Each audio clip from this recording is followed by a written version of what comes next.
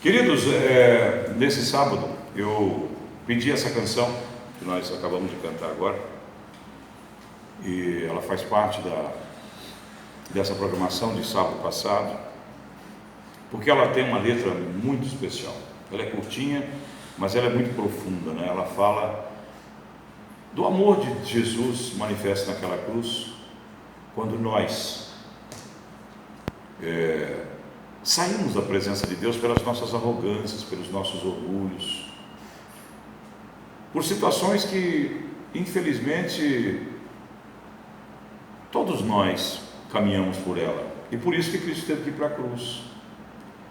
Então, quando nós temos a oportunidade de declarar diante de Deus que nós vemos Jesus como nosso Salvador e Redentor, é um momento de gratidão, um momento de alegria e um momento de refazer em nós, em cada um de nós, esse momento de reconhecer que nos afastamos de Deus pelo nosso orgulho, mas que Ele, num amor incompreensível, nos traz de volta em humildade, né?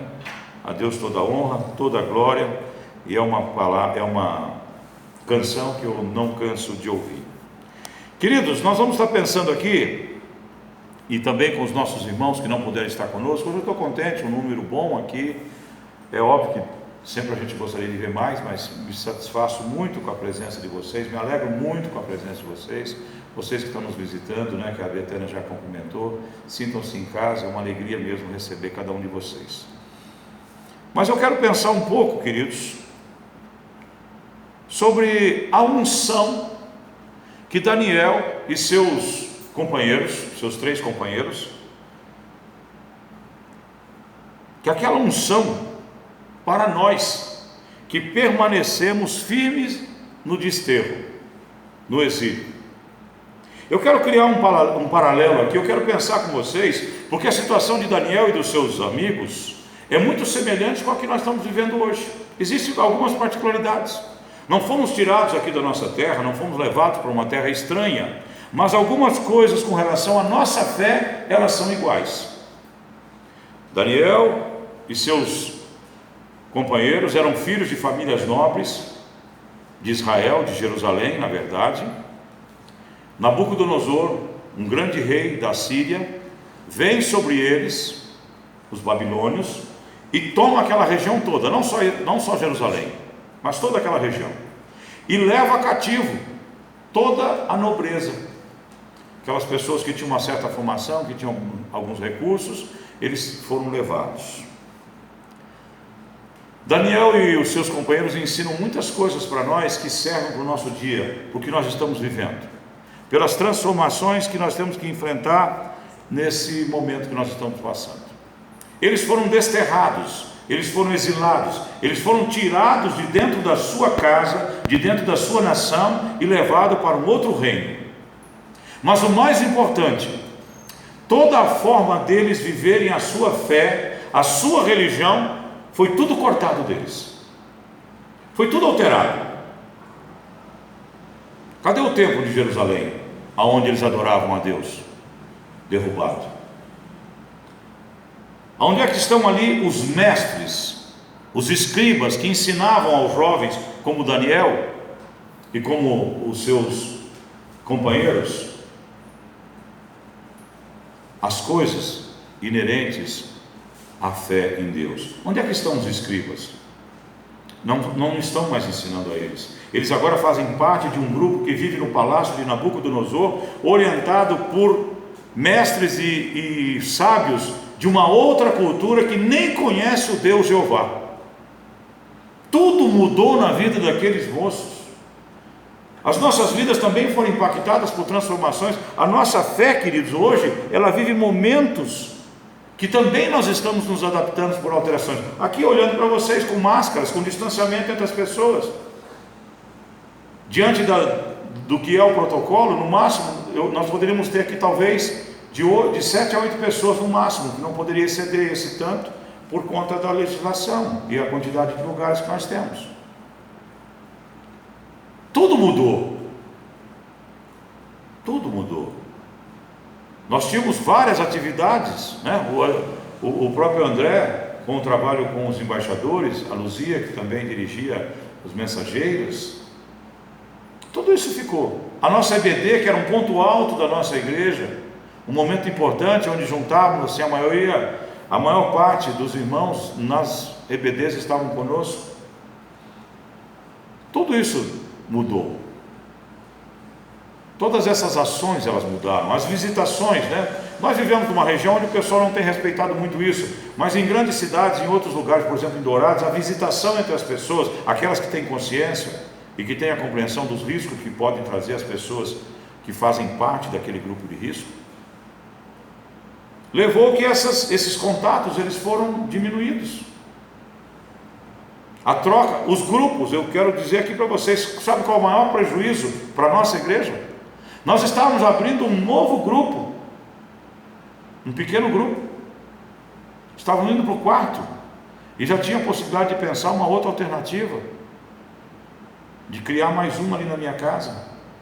Tivemos que parar com isso, tivemos que encerrar esse projeto. Então nós estamos vivendo situações muito parecidas com o que Daniel e seus irmãos, seus companheiros viveram, mas eles nos ensinam nas ações dele, nas atitudes deles.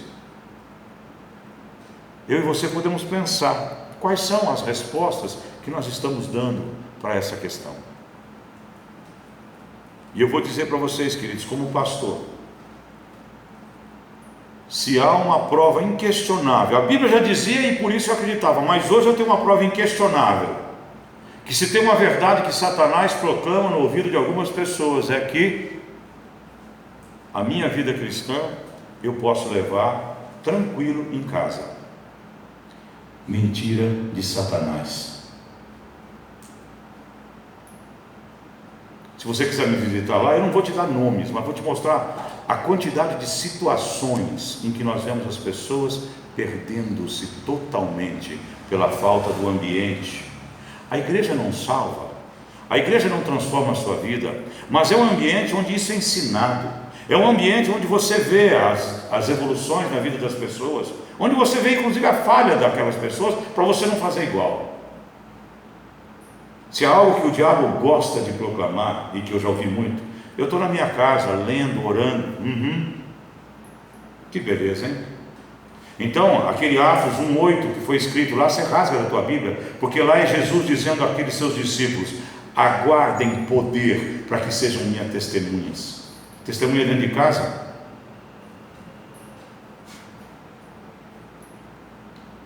A igreja foi chamada para ser aquilo que aqueles dois meninos fazem. A igreja foi chamada para mim e para você aprender a ser alguém que cresce na presença de Deus, e nesse ponto a igreja, ela não é a solução, mas eu vou repetir uma coisa para vocês: nem todos que estão nas igrejas estão salvos, e nós vamos pensar sobre isso hoje aqui fortemente, mas todos os salvos estão dentro da igreja, porque o salvo de verdade, aquele que tem o Espírito Santo, ele lembra aquela mensagem de Cristo na última noite aos seus apóstolos, que eles sejam um como eu sou um contigo, para que então o mundo reconheça que eu sou teu filho. Vou repetir: nem todos que estão na igreja, eu não estou falando da igreja batista de Aral Moreira não, queridos, na igreja cristã, na igreja do Senhor Jesus esparramado pela face da terra, com templo sem templo, com porta sem porta, porque tem muitas igrejas que se reúnem embaixo de pés de mangueira, como um dia eu vi uma igreja começar ali em Amambai, para a honra e glória do Senhor. Hoje tem templo bonito, igual o nosso, mas começou embaixo de um pé de mangueira. Dentro dessas igrejas, das igrejas de Cristo, nem todos são salvos, mas os salvos estão dentro da igreja. E eu tenho vivido isso com muita força, com muita ênfase nos últimos dias, queridos. Então, como que nós podemos aprender? Como que nós podemos nos fortalecer com esses 4 jovens que, isolados ali do seu povo, dos seus discipuladores e dos seus mestres, eles perderam tudo isso, queridos. Eles tiveram que viver a fé dele com aquilo que eles tinham aprendido. Naquele tempo a Bíblia não era disponibilizada assim. O que já estava escrito dos livros, a lei e alguns profetas que já tinham escrito na época de Daniel, você tinha que usar uma carriola para carregar. Não estou brincando não.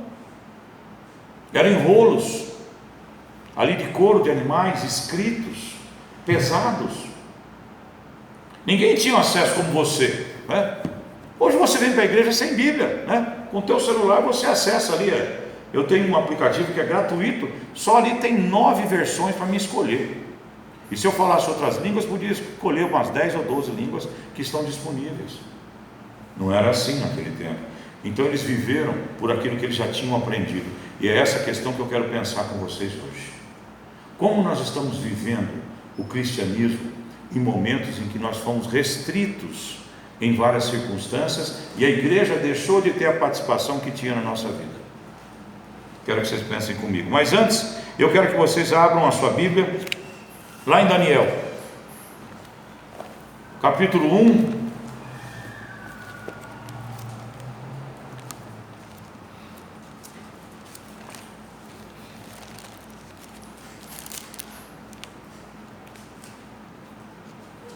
Nós vamos ler os primeiros 17 versículos.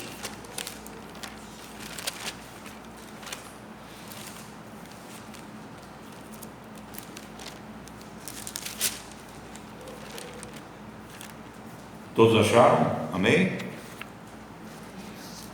Daniel. Salmos, Provérbios, Cantares, tem Eclesiastes no meio, Jeremias, Lamentações, Ezequiel, Isaías, Ezequiel e Daniel. Começa com Isaías, né? Isaías, depois Jeremias, Lamentações, Ezequiel. Acharam Daniel aí, queridos? Amém? Então presta atenção. No ano 3º do reinado de Jeoaquim, rei de Judá, veio Nabucodonosor, rei da Babilônia, a Jerusalém e a sitiou. E o Senhor entregou nas suas mãos a Jeoaquim, rei de Judá, e uma parte dos utensílios da casa de Deus, e ele os levou para a terra de Sinar, para a casa do seu Deus, e pôs os utensílios na casa do tesouro do seu Deus.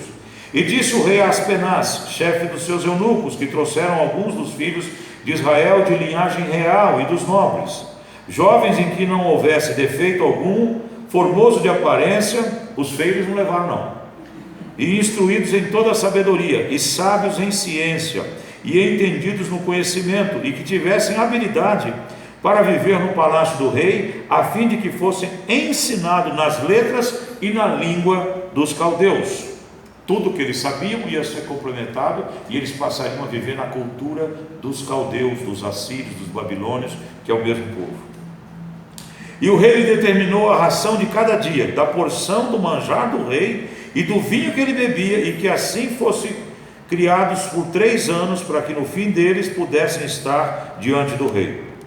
Entre eles se achavam dos filhos de Judá, Daniel, Hananias, Misael e Azarias, né? Aquele outro nome que nós conhecemos dos meninos que vão para a fornalha são seus nomes caldeus. Os nomes hebreus deles eram isso aqui: Daniel, Hananias, Misael e Azarias. Daniel vai chamado de Beltesazar, né? Nós vamos ver aqui na frente. E o chefe dos eunucos lhe pôs outros nomes, a saber, Daniel, Beltesazar, ou Beltesazar, e Hananias, o de Sadraque, e a de Misael, o de Mesaque, e o Azarias, o de Abidnego. E Daniel assentou em seu coração não se contaminar com a porção de manjar do rei, nem com o vinho que ele bebia. Portanto, pediu ao chefe dos seus eunucos que lhe concedesse não se contaminar. Ora deu Deus a Daniel graça e misericórdia diante do chefe dos eunucos. E disse o chefe dos eunucos a Daniel: eu tenho medo do meu senhor e rei, que determinou a vossa comida e a vossa bebida, porque veria ver os vossos rostos mais tristes do que os dos jovens, que são vossos iguais. E eu entendi ele, querido, porque quando eu estou com fome, eu fico com a cara de triste mesmo. Assim arriscareis a minha cabeça para com o rei. Então disse Daniel ao despenseiro, a quem o chefe dos eunucos havia constituído sobre Daniel, Hananias, Misael e Azarias: experimenta, peço-te, os teus servos 10 dias, fazendo que nos deem legumes a comer e água a beber. Se eu tivesse com Daniel, eu ia ter uma prosinha com ele de lado ali, para nós melhorar isso aqui, né? No verso 13: então se veja diante de ti a nossa aparência, e a aparência dos jovens que comem a porção do manjar do rei, e conforme vires, assim hajas com teus servos. E ele conveio nisso e o experimentou 10 dias. Ao fim dos 10 dias, pareceram os seus semblantes melhores. Eles estavam mais gordos do que todos os jovens que comiam porção do manjar do rei. Está vendo como ser gordinho é bom? Tem a referência aqui na Bíblia. Desta sorte, o despenseiro tirou a porção do manjar deles, e o vinho que deviam beber, ele dava legumes. O 17 e o último agora. Ora, a esses 4 jovens, Deus deu o conhecimento e a inteligência em todas as terras, em todas as letras e sabedoria. Mas a Daniel deu entendimento em toda visão e sonhos. Amém, queridos? Pai, fala conosco. Nós queremos ouvir o teu falar. Use meus lábios, Pai, com misericórdia, mas fale conosco. Eu preciso te ouvir, Pai, em nome de Jesus. Muito bem, queridos, nós vemos aqui em torno de 530 a.C. Essa história tem 2.500 anos mais ou menos. E nós vemos ali aqueles moços levados da sua terra, colocados num lugar e preparados ali por 3 anos para servirem depois como funcionários públicos, porque por conta da formação cultural que eles tinham, então eram pessoas apropriadas para servir ao rei em várias das suas funções, como conselheiros, como embaixadores, como administradores. Então eles faziam isso, era uma prática que os outros impérios também faziam. Os gregos fizeram isso, os romanos fizeram, não há novidade nenhuma nisso aqui. Pegavam aqueles que tinham a melhor condição e levavam, para que então eles fossem treinados na cultura daquele império que tinha dominado, e eles passariam a servir então. Mas eles estavam isolados da sua fé. A religião, queridos, que os judeus professam até hoje, e da qual Jesus era membro, é o judaísmo. É aquela visão que o Velho Testamento todo embarca e fala de Jesus e avisa que viria um Messias que eles não enxergaram ainda, mas um dia vão enxergar. Então, essa religião, ela foi tirada desses moços, mas ela já estava neles, e é nesse ponto que eu quero pensar, como nós estamos vivendo hoje, com todas as restrições, com as dificuldades que nós temos, mas isso não justifica que nós nos afastemos de Deus, isso não justifica que nós tenhamos atitudes que envergonhem o nome de Deus e da nossa igreja. Na verdade, eu quero nessa noite destacar você que tem se mantido firme, você que tem estado conosco com as dificuldades que talvez você enfrenta na sua vida, porque todos nós enfrentamos. Eu quero falar para você que tem sido fiel nas suas ofertas, nos seus dízimos, mantido todos os nossos compromissos da nossa igreja. É para você que está conosco, é para você que não se abalou, é para você que, como Daniel e seus companheiros, aquilo que lhe foi preparado e colocado no coração foi suficiente para que vocês se mantivessem firmes e honrando a tua casa, porque Daniel honrou o nome de Jeová. Seus companheiros glorificaram o nome de Jeová, mesmo distantes daqueles que lhe ensinavam e lhe podiam cobrar alguma coisa, mesmo diante da falta de comunhão que havia, porque eles não se reuniam mais no sábado, nos cultos ali que eram feitos dentro daquele templo. Eles não participavam daqueles momentos, não era dado a eles essa oportunidade, e ainda assim, a fé e a presença de Deus nas suas vidas foi suficiente para que eles honrassem esse Deus. E nós também não temos desculpa, queridos, por falta de culto, ou qualquer outro tipo de restrição que nós tenhamos no funcionamento da nossa vida religiosa, de trazer sobre a nossa vida e sobre a vida da igreja desonra. Então vocês que permanecem firmes, vocês que estão mantendo aí a sua postura, dando bons testemunhos lá fora, a Deus toda a honra, toda a glória pela sua vida.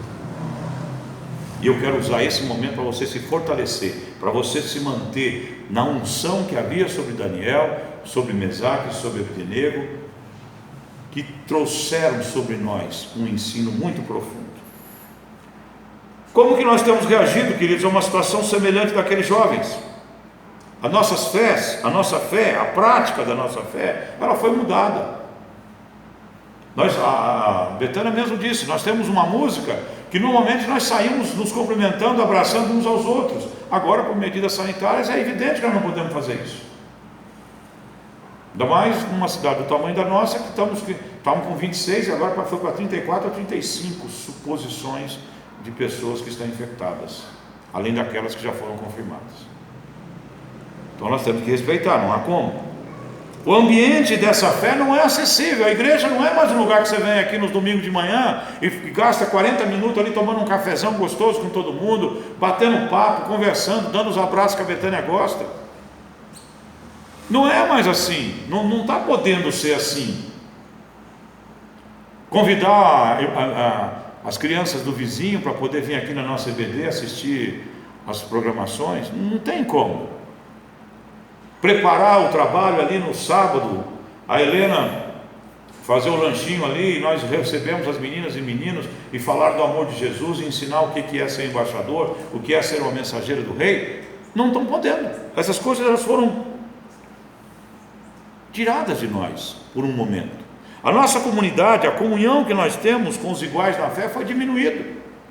Temos ali um papinho aqui antes, algumas famílias que são mais próximas trocam visitas, mas na grande maioria, principalmente, eu digo, pautado sobre mim, um homem de 57 anos, eu ia falar 58, mas é dia 17 de novembro ainda, 57 anos, que tem algumas situações que são ali encaixadas como de alto risco, e que sou um suporte em todos os sentidos para um casal de velhos octogenários. Então, eu não tenho essa possibilidade de ficar. Eu visito as pessoas quando situações acontecem, eu me disponho, eu vou. Eu recebo, nessa semana mesmo, eu recebi ali uma pessoa que ficou 2 horas dentro do meu gabinete conversando comigo. E recebi outras em outro ambiente também conversando. Atendi aqui, nesses bancos aqui, uma família. No entanto, eu não tenho mais a disponibilidade de ir tomar um tereré, né? Conversar coisas amenas. Não, eu me disponibilizo nesses horas para situações que são emergenciais e necessárias. Tudo mudou, tudo ficou diferente. A liberdade que as pessoas, alguns, e esse é o grande problema, que o pastor assiste, e não sou eu, os pastores da nossa cidade, os pastores de outros locais, conversando com grupos, eu fiz alguns cursos, estou fazendo alguns cursos, que nós temos contato com pastores, queridos, está feia a coisa. As pessoas se sentiram livres, algumas daquelas que não tinham um compromisso da verdadeira com as coisas de Deus, e agora não tem mais aquele, diminuiu muito, né? A presença, o contato, e se sentirem em liberdade de voltar ao vômito. Nós vamos pensar um pouco sobre isso, porque talvez naqueles convívios, naquelas ações, as pessoas estavam ali começando a conhecer as coisas, mas agora, distanciado dessas oportunidades, permitem que o velho homem se manifeste, e grandes problemas nós assistimos. Nós pastores temos vivido com situações muito tristes. Qual a primeira oferta que eles recebem quando eles estão ali naquela condição de tirados de dentro da religião deles? Eles estão num lugar novo e a situação deles era pior que a nossa. Nós não fomos tirados das nossas casas, nós não fomos expulsos, não existe um império dominando a nossa vida. A nossa igreja está de pé, uma vez por semana eu posso vir aqui. A deles foi destruída e jogada no sal, vai ser reconstruída 70 anos depois, de um tamanho bem menor do que era. Tudo para eles era numa dimensão muito maior que aquele momento que nós estamos vivendo. Por isso a unção deles tem que nos tocar, queridos. Nós temos que aprender com essa gente. Qual que foi a primeira oferta dele? Iguarias do rei. O que se tem feito com um templo que era para adoração e louvor? Aqueles que estão aqui comigo, vocês que estão aqui, aqueles que têm acompanhado a igreja nesses últimos 6 meses, que eu sinto que estão comigo, que estão com a igreja, não é comigo pastor, é comigo um líder da igreja de Cristo, que estão com a igreja de Cristo. Essas pessoas que eu tenho acompanhado, não é que ficaram sem problema, sem dificuldade, não, alguns têm enfrentado problema pior do que antes, mas não abriram mão da igreja como um lugar de buscar força, renovar suas esperanças. Agora, o que nós temos feito com o tempo que sobrou? O que tem feito? Qual é a nossa... O que nós temos feito, aqueles que não podem estar conosco aqui, né? O que faz? Eu não posso ir na igreja porque tem esse problema. Você se alimenta da palavra? Você ouve as pregações que o pastor manda? Você abre a tua Bíblia e ora naquele momento que talvez você tinha que estar ali adorando a Deus? Ou você acompanha o Faustão até o fim? São questionamentos, queridos. O que você tem feito com o tempo que era que você usava para adorar e louvar a Deus? Os que estão conosco aqui é porque de uma certa forma se posicionam e vêm. Nós temos duas pessoas aí conosco que, por todas as normas e as orientações, não precisariam estar aqui, mas estão.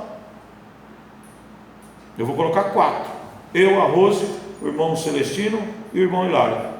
Nós podíamos estar em casa agora, né? Tomando uma canecona de café com leite e vendo os gols da rodada, tranquilo, e pôr alguém mais novo aqui para pregar.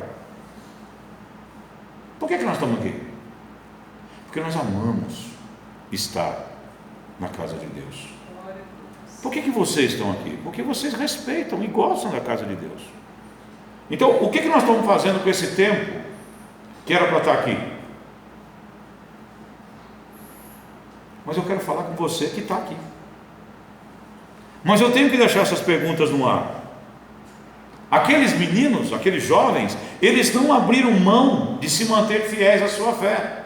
E parabéns para vocês que estão fazendo isso. Glória a Deus por isso. Para aqueles que estão no ouvido e também, se você está sentindo uma pulguinha atrás da orelha, é para você mesmo que eu estou pregando, viu? Mas se você está firme, se você não está aqui por um motivo lógico, coerente, você faz parte do grupo de risco, como meus pais, por exemplo. Então sinta-se ungido pela unção de Daniel e de seus companheiros. Quais são as iguarias que podem estar nos contaminando, queridos? Quais são as coisas que têm levado pessoas que estavam aqui na presença de Deus e agora, por conta das novas situações, estão se fartando das iguarias do rei do mundo? Quais são essas iguarias? Vocês não vão saber responder porque vocês estão aqui dentro. É uma pergunta para quem não está. E quando eu digo aqui dentro, queridos, não é que vocês estão aqui hoje, é que são pessoas que de uma certa forma mantêm a regularidade em buscar as coisas do Senhor. Eu digo daqueles que desapareceram e não tem uma justificativa real para isso. Eu falo das iguarias que entram pelos olhos e pelos ouvidos. Quais iguarias nós temos lá? Nós temos ido no YouTube para ver stand-up, pornografia, ou temos ido ali para ver as pregações de homens verdadeiramente do Senhor, de mulheres do Senhor, que nos trazem ali tantos ensinos? Quais são as iguarias que nós estamos consumindo no YouTube e nas redes sociais? De quais grupos nós participamos? São perguntas. Cada um sabe da sua situação. Eu me alegro com você que faz desse tempo um tempo de melhorar a sua vida, que investe e alimenta o seu coração e não volta às bolotas dos porcos. Quem conhece a história do filho pródigo, lembra disso? O camarada largou do pai, largou da fazenda, de tudo, e foi viver uma vida totalmente dissoluta. Perdeu tudo, e ao ponto de numa hora ele ter que trabalhar como tratador de porco, o que para o judeu é uma coisa terrível. E a comida dele era tão ruim que ele tinha vontade de roubar as bolotas que eram feitas para os porcos, que era uma massa, uma lavagem que era misturada e feita ali um grude, e ele tinha vontade de comer aquilo. Queridos, muitas pessoas que, filhas do Deus Altíssimo, como o filho daquele fazendeiro, estando na presença de Deus, preferiram ir para o mundo e agora vão comer bolotas. O que nós podemos fazer? O que nós podemos fazer? Apenas mostrar que há uma alternativa, que há um jeito de fazer diferente, que é o que nós estamos fazendo hoje. Qual que é o resultado da não contaminação? Quando eles dizem, olha, nós não queremos da comida que vem do rei, nós não queremos tomar o vinho dele, nós vamos só ficar aqui nos legumes e tudo mais, né? O que aconteceu com eles? Olha o verso 15 e o verso 16, queridos. E ao fim de 10 dias pareceram seus semblantes melhores. Eles estavam melhores. Agora, o que é contrário de melhor? Tá. Então, se você comer as iguarias do rei, você vai ficar pior. Porque você fica melhor se você abdicar das coisas que o mundo oferece e que a igreja te ensinou um dia que não era para você tocar, e agora você volta para elas. Se eles estavam melhores porque eles abdicaram, quem não abdica fica o quê? Pior. É uma correlação, uma inferência muito simples de fazer. E além disso, no verso 16 diz assim, 15: eles estavam mais gordos, né? Isso aqui é a parte que algum vai falar, não, mas eu prefiro ficar mais magro, do que todos os jovens que comiam a porção. No 16, dessa sorte o dispenseiro tirou a porção deles, né? Porque eles não precisavam beber, nem comer aquelas coisas, porque eles estavam muito bem. Eles estavam saudáveis. O gordo ali significa saudável, né? Antes do colesterol, antes da diabetes, né? Gordo era um negócio que era saudável, agora não é mais. Mas eles eram saudáveis, e comendo legumes não ia ter diabetes, né? Com certeza. Eles eram saudáveis. O que é o contrário de saudável, queridos? Doente. Doente. Quem abre mão das coisas de Deus e volta para o mundo e acha que o mundo tem resposta, está doente. Está doente e nem sabe, e às vezes acha que está lutando e buscando realizações e comendo as iguarias do mundo, os ensinos do mundo, e abrindo mão dos ensinos de Deus, e acham que estão bem. Mas a Bíblia diz que os saudáveis, aqui nesse texto, são aqueles que não se corrompem com as coisas do mundo, mas se dobram diante do poder e do amor de Deus. É isso que ele ensina.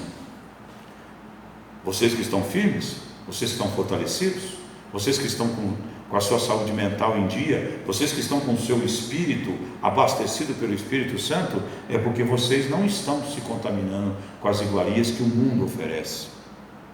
Vocês estão enchendo os seus olhos e os seus ouvidos de coisas edificantes e não nauseantes.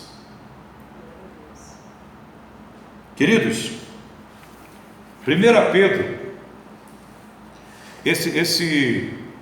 essa pregação vai ser a primeira que eu vou apresentar para um editor de textos que vai me assessorar a partir de agora, né? Que é o Carlos Teodoro. Então depois ele vai colocar esse texto no meio aqui para você que está nos ouvindo, nos assistindo por meio da internet.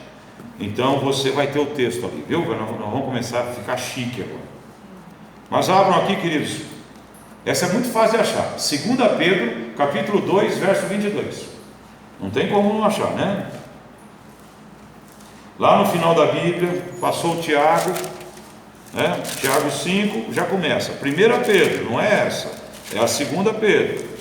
Passa o capítulo 5 da primeira, você acha aqui. Capítulo 2. Mas eu vou ler mais do que o 22, eu vou ler o 20, 21 e 22.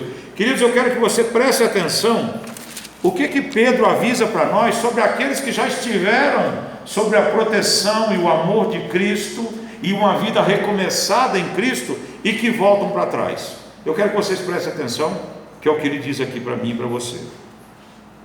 Todos acharam, queridos? 2 Pedro, capítulo 2, eu vou ler o verso 20, o 21 e o 22. Carlos, coloca aí para nós. 2 Pedro, capítulo 2, do verso 20 ao 22, tá bom? Não falha não, que vai ficar feio para mim. Porquanto, se depois de terem escapado das corrupções do mundo, pelo conhecimento do Senhor e Salvador Jesus Cristo, forem outra vez envolvidos nelas e vencidos, tornou-se o último estado pior do que o primeiro.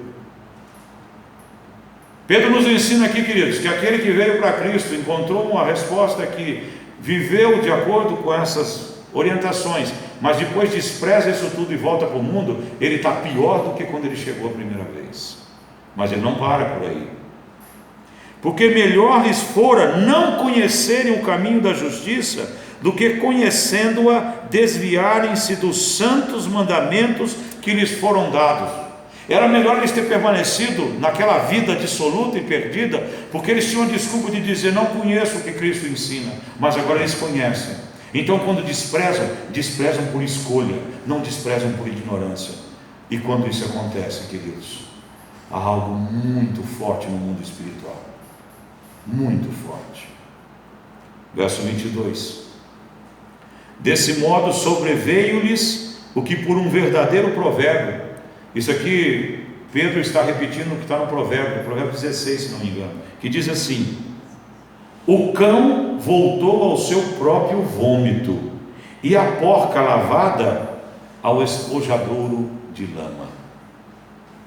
É como aquele porquinho que você pega e lava ele, né? Bonitinho, coloca ali dentro do cercadinho na tua varanda, talvez já com má intenção de querer fazer o bicho pururuca depois, mas aí você lava ele bem lavadinho, ele pula e vai lá no meio do barro e se cafunda. É mais ou menos como aquele que conhece a Jesus, anda nos caminhos dele e depois se desvia de novo. É como aquele porco que, limpo, não gostou da limpeza. Ele prefere a sujeira e a imundície. É como o cão que estava ali incomodado com aquela comida putrefata e podre que ele tinha comido e lhe fez mal, então ele regurgita, vomita. Mas dali a pouco ele fala: pô, mas estou com fome, agora está quentinho, deixa eu comer esse trem. A voz tampou a cara, mas é verdade. Espiritualmente é a mesma coisa. Você vomitou as obras de Satanás na sua vida, você jogou tudo fora, mas agora o teu coração vazio você não preenche com a verdade de Cristo, porque você não quer abrir mão dos seus prazeres, dos seus projetos. Então daí você olha para aquela nojeira que um dia você vomitou e começa a achar interessante. Vou voltar, um pouquinho só, igual o cachorro dá uma lambidinha,